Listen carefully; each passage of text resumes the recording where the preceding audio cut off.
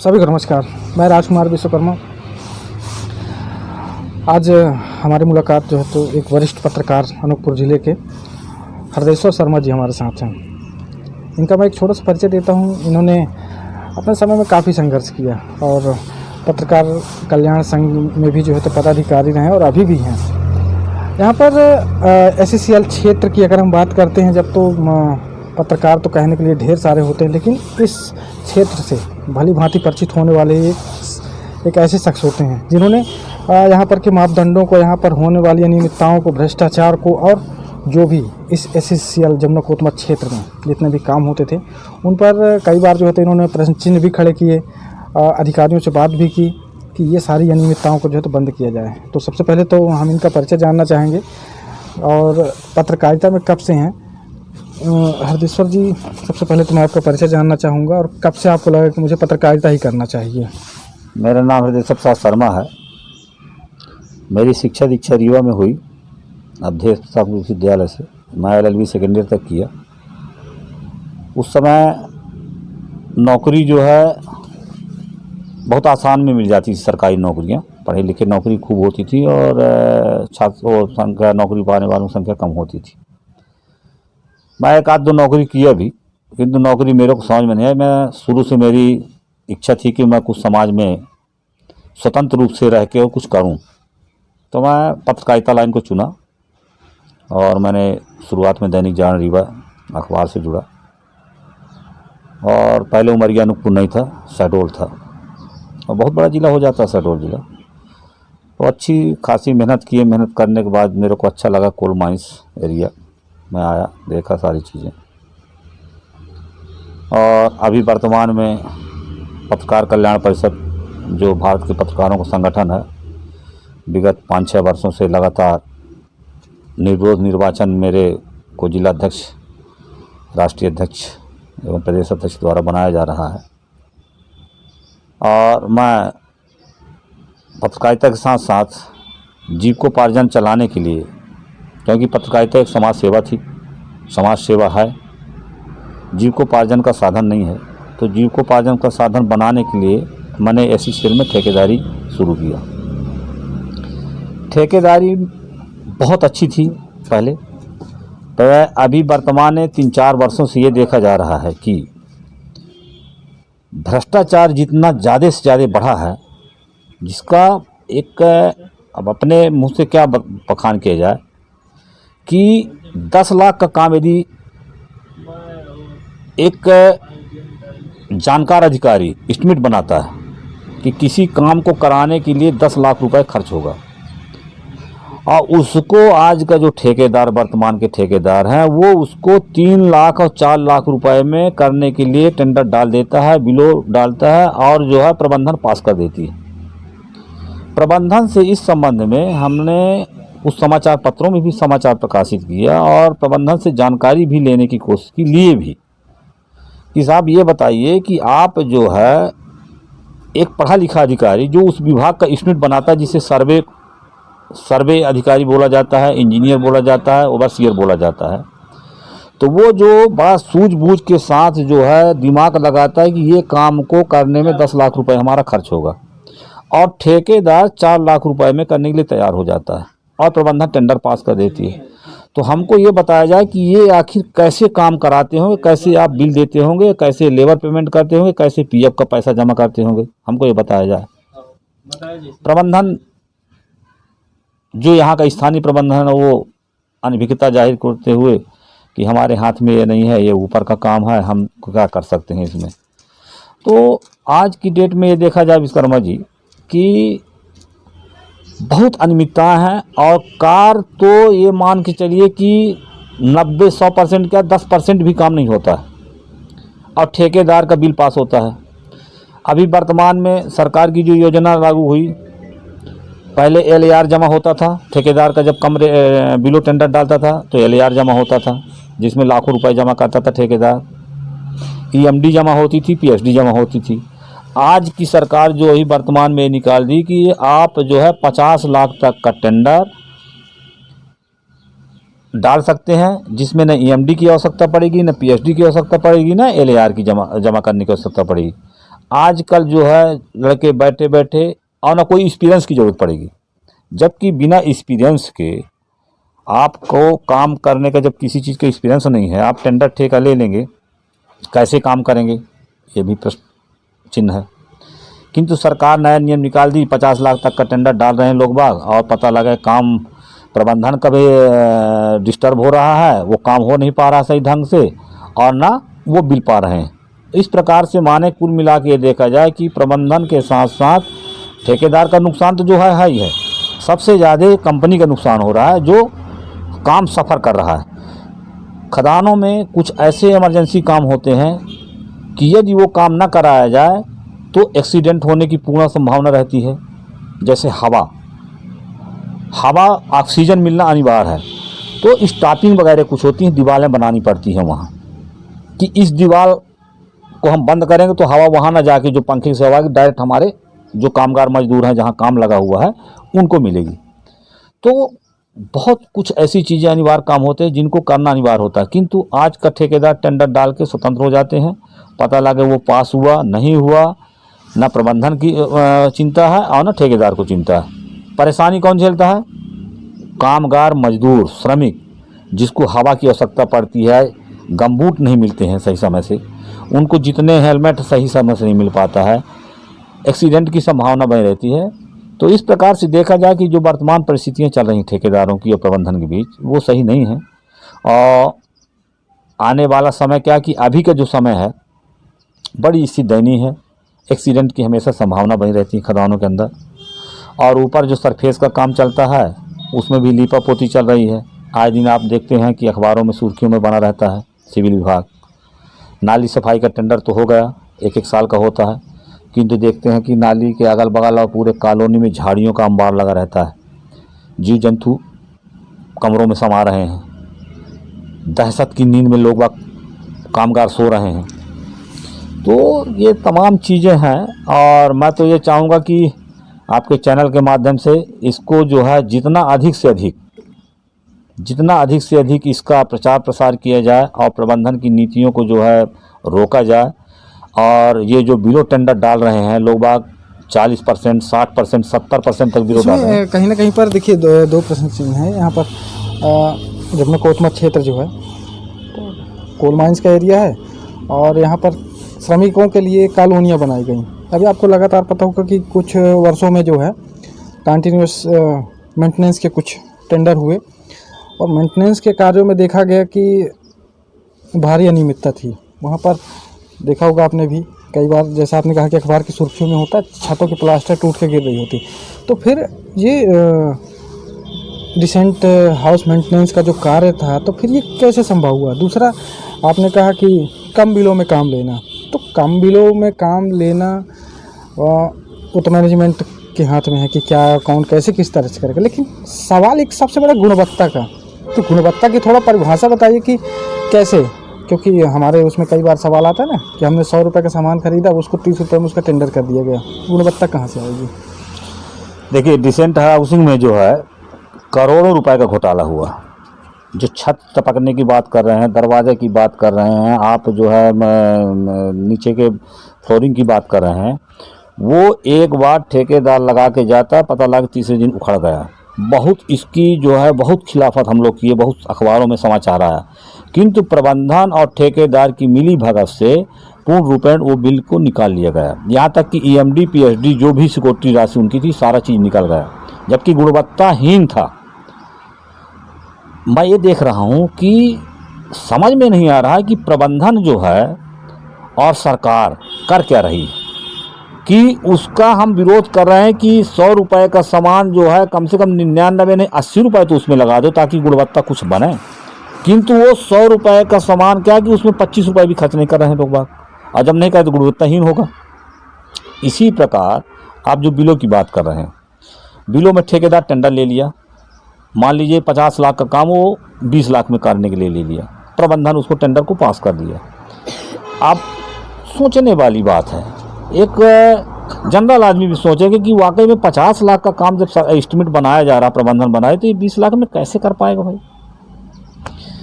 अब वो 20 लाख में गुणवत्ता विहीन यहाँ तक मैं आपसे बता दूं खदान के अंदर की बात कि वो काम, जिस काम का टेंडर हुआ वो काम ही नहीं होता है। प्रबंधन उन लेबरों से दूसरा काम करवा के और उनका मेन पावर बना के किसी तरीके से लपेट लुपोट के और उसको पुराना दिखा करके और उसको बिल पास कर देते हैं। रूफ बोल्टिंग का काम, रूफ बोल्टिंग सबसे महत्वपूर्ण काम है जो छत को टांग के रखता है। वो काम जो है आपसे बताऊं 1 करोड़ का जैसे काम निकला तो उसको लोग 40 लाख रुपए में ले लिए। अब रूफ बोल्टिंग का काम एक लेबर मुश्किल से 2 होल करता है, किंतु जो इनका संबंधित विभाग, सर्वेयर विभाग और जो अंडरग्राउंड इंचार्ज इंक्लाइन इंचार्ज जिसे बोलते हैं, इनकी मिली भगत से 4 आदमी में 8 होल लगाना चाहिए जो इनका टेंडर पड़ा। अब उसके आधार पर वो 4 होल नहीं 16 होल दिखा दिए। अब पता लगा पुराना रूफ बोल्ट होल दिखा के और बोल दिया कर दिए और उसको रूफ बोल्ट दिखा के बिल पास कर दिए। यानी दावे के साथ कहता हूँ कि यदि प्रबंधन चुस्त दुरुस्त हो जाए तो ठेकेदार कम रेट में डालने के लिए हमेशा के लिए भूल जाएगा और कंपनी का काम गुणवत्ता महत्वपूर्ण काम होगा, गुणवत्तापूर्ण काम होगा, गुणवत्ताहीन काम नहीं होगा। किंतु मेरे को ऐसा लग रहा, आभास हो रहा है कि प्रबंधन जानबूझ के आंख मूंद करके अपने स्वयं को स्वार्थ को लेके, ठेकेदार के स्वार्थ को लेके ये काम करती है, टेंडर पास बिलों पास करती है। एक मसला था मजदूरों का लेकर के, जिसमें ये बात कही गई कि उनके जो EPF का पैसा है वो भी जो है तो कहीं दूसरे अकाउंट में ट्रांसफ़र हो रहा होता है। कुछ लोगों ने अपने पर्सनल मजदूर बनाए, काम कोई और कर रहा होता, लेकिन EPF का पैसा ठेकेदार स्वयं खा रहा होता है। इसके साथ एक प्रॉब्लम और आई जिसको आप लोग भी भली भांति जानते हैं। आपने देखा जब हम SACL की ओर जाते हैं, जैसे हमारे यहाँ 5-6-2 नंबर जो भी है, वहाँ पर रेट लिस्ट होती है मज़दूरों की कि कुशल, सकुशल, अर्धकुशल, ऐसे करके उनके सबके रेट लिस्ट हैं कि जो मज़दूर काम कर रहे हैं उनका एक दिन का वेतनमान इतना होता है। लेकिन आज भी जो है तो लोगों को वेतनमान नहीं मिल रहा होता मज़दूरों को। इसका क्या माजरा है? देखिए आज के डेट में बता रहा हूँ कि हर साल PF बढ़ता है, मजदूरों की मजदूरी बढ़ती है। आज के डेट में अभी वर्तमान में लगभग 1200 रुपये एक लेबर का पेमेंट है, जो अकुशल जिसे बोलते हैं, VT सेंटर ट्रेनिंग मेडिकल वाले का, सरफेस की बात नहीं करो, अंडरग्राउंड जो जाते हैं उनका लगभग 1200 रुपये है। 1200 रुपये में EF PF और जो भी है उनका पेमेंट से जुड़ा हुआ। कट पिट के तो पर भी आज ठेकेदार लेबरों का शोषण कर रहे हैं। किसी को 300 दे रहे हैं, किसी को 250 दे रहे हैं, इससे ज़्यादा पेमेंट कोई ठेकेदार नहीं कर रहा। ये मुद्दा हमने कई बार उठाया भी कि कम से कम लेबरों की जो मजदूरी है उसको करना चाहिए। तो वहीं पे एक सवाल ये उठ रहा है, जो वर्क आर्डर कंपनी देती है ठेकेदारों को, उसमें लेबर रेट नहीं दिए जाते कि लेबर को इतना पेमेंट कर चाहिए। एक एग्रीमेंट वो होता है आपका एग्रीमेंट, ये काम इतना कराना है, अब कितने लेबरों में कराएगा वो ठेकेदार कराएगा। तो लेबरों की भी थोड़ी कहीं ना कहीं कमजोरी आती है, वो काम के ऊपर निर्भर करता है कि कितना काम वो खींच के ठेकेदार को दे रहे हैं, उस हिसाब से उसका भुगतान करते हैं। तो ठेकेदार कटौती करते हैं, हालांकि आज की डेट में बहुत कम है 300 रुपये, और लेबर भी उतना काम जैसा ये हम और आप नहीं कह रहे, ये जो वहाँ पर रेट लिस्ट तय की गई है बोर्ड में लगा हुआ है, ये वो बोर्ड कह रहा है।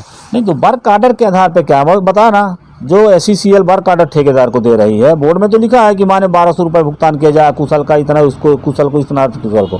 किंतु दिक्कत कहाँ आ जाती है कि जब ठेकेदार टेंडर लिया, अब ठेकेदार समस्या बता रहा हूँ बिलों में ले लेगा, तो जब बिलों में ले लेगा तो किसका शोषण करेगा? और मजदूरों का शोषण करेगा।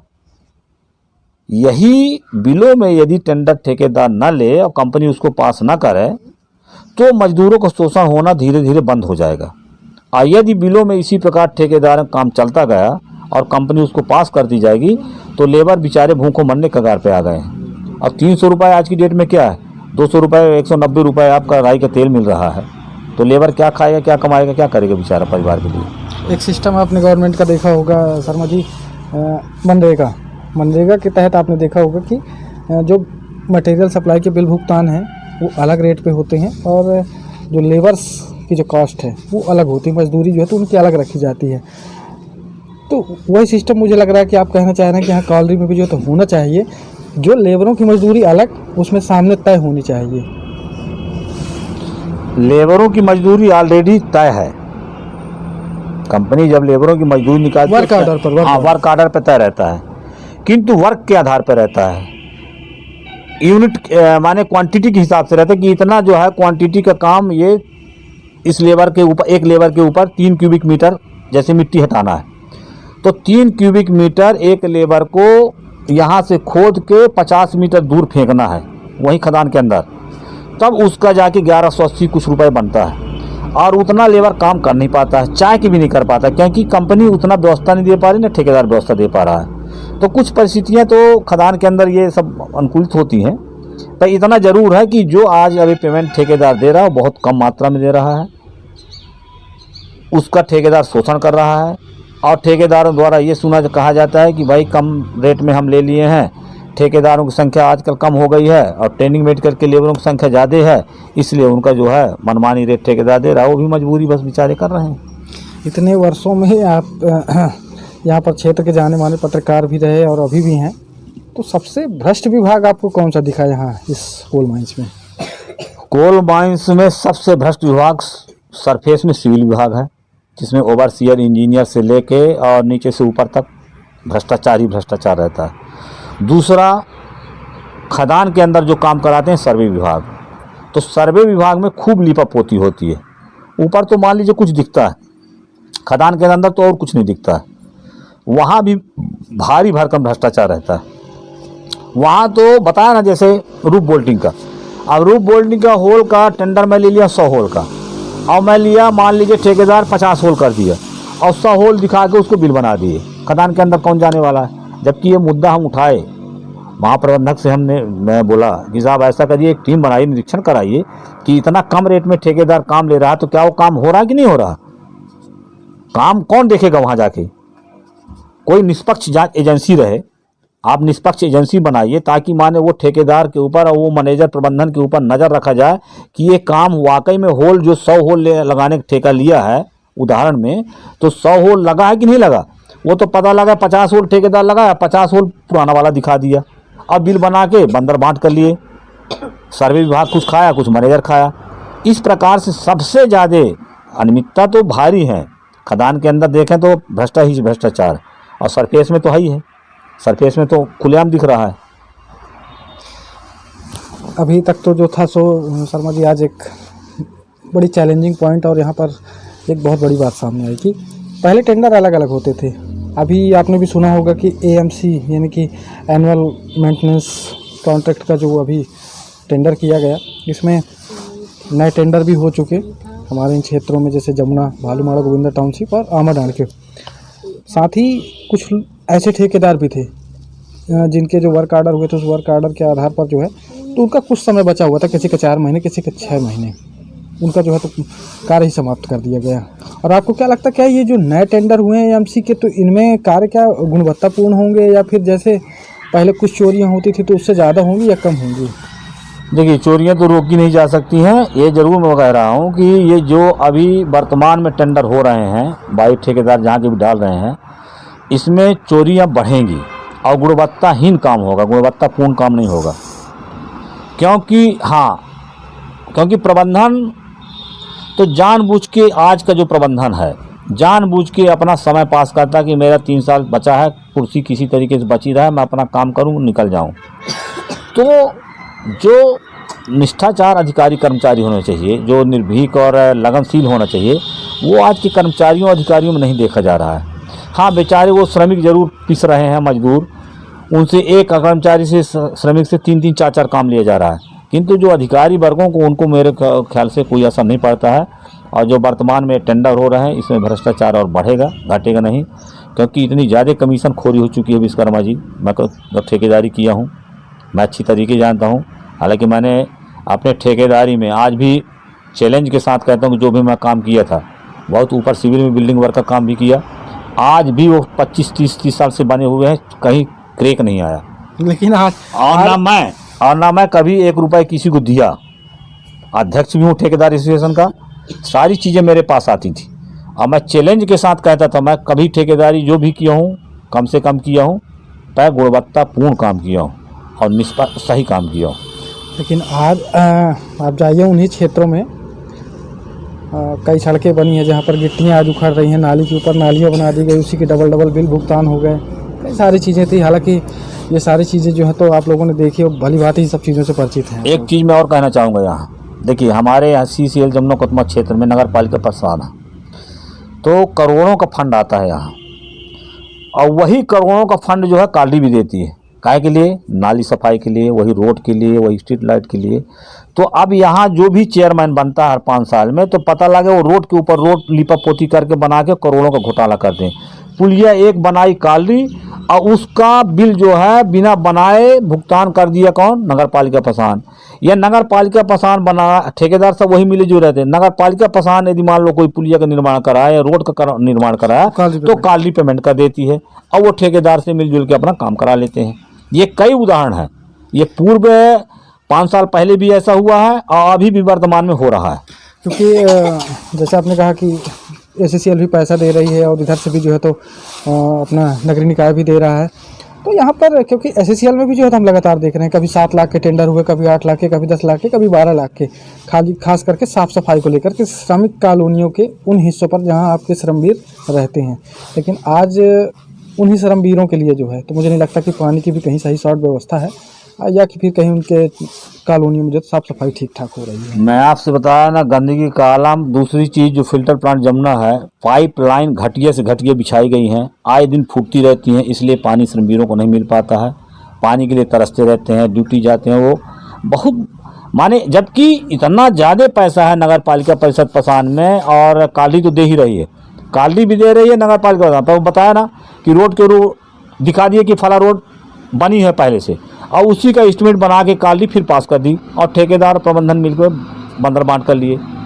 तो जो जनता को सहूलियत मिलनी चाहिए, जमुना कोतमा क्षेत्र की सहूलियत जनता को मिलनी चाहिए, जो काली और नगर पालिका प्रशासन के अंतर्गत आते हैं, वो उनको लाभ नहीं मिल पा रहा है। शुद्ध पानी पीने के लिए नहीं मिल रहा, नाली बजा रही हैं, कीड़े मकोड़े आ रहे हैं, झाड़ियाँ लगी रहती हैं, तमाम कई प्रकार के जीव जंतु आ रहे हैं, डर भय का जीवन जी रहे हैं लोग बाग जो श्रमिक हैं, भय का जीवन। नगर पालिका प्रशासन को देखिए उसी प्रकार है, काली को देखिए उसी प्रकार है, बस जबकि दोनों लगा हुआ है। नगर पालिका प्रशासन जो काम करा रही है रोड का नाली का, वही काली करा रही। अब पता लगा नाली सफाई कभी नहीं हो रही, लगा ये साल में टेंडर हुआ, साल भर का टेंडर होता करोड़ रुपए का, और पता लगा एक आध बार साफ करा दी नहीं बजाती नाली, उससे कई प्रकार की बीमारियां फैल रही हैं। ये तमाम समस्या है और इस समस्या को तो मैं आपके चैनल के माध्यम से यह कहना चाहूँगा कि इसका जितना से ज़्यादा अधिक से अधिक प्रचार प्रसार किया जाए और संबंधित उच्च अधिकारीगण इसमें विशेष ध्यान दें, ताकि माने यहाँ की जनता और जो हमारे काली के श्रमिक भाई मजदूर बचे हुए हैं और जो ठेकेदारी में कर रहे हैं, उनके स्वास्थ्य की सुविधा और जो है रहने की सुविधा अच्छी होनी चाहिए, पानी पीने की सुविधा अच्छी होनी चाहिए, यही मैं कहना चाहूँगा। धन्यवाद शर्मा जी, आपने हमें समय दिया और इसी के साथ मैं विराम देना चाहूँगा और अगली कड़ी में हमारी मुलाकात जो है तो फिर होगी। और एक छोटा सा मामला हमारे सामने और आया, खास करके सूदखोरी को लेकर के। एक तरफ जहाँ धनाधन जो है तो कार्रवाइयाँ चल रही हैं और मुझे लगता है इस पर जो है हमारी जो पड़ताल है वो बहुत गहराइयों तक गई है, जिसमें ऐसा सूदखोरी का मामला जो कि खुलेआम चल रहा है लेकिन दिख किसी को नहीं रहा है। तो इसको भी हम आपको दिखाएंगे बहुत जल्द, कुछ समय बाद, जिसमें आपके सामने जो है तो सारी बातें रखी जाएंगी और उसका खुलासा भी हम करेंगे कि कैसे और किस तरह से जो है तो सूदखोरी का कारोबार चल रहा है, वो भी खुले तौर पर। इसके साथ मैं विराम देना चाहूँगा। मैं राजकुमार विश्वकर्मा, धन्यवाद।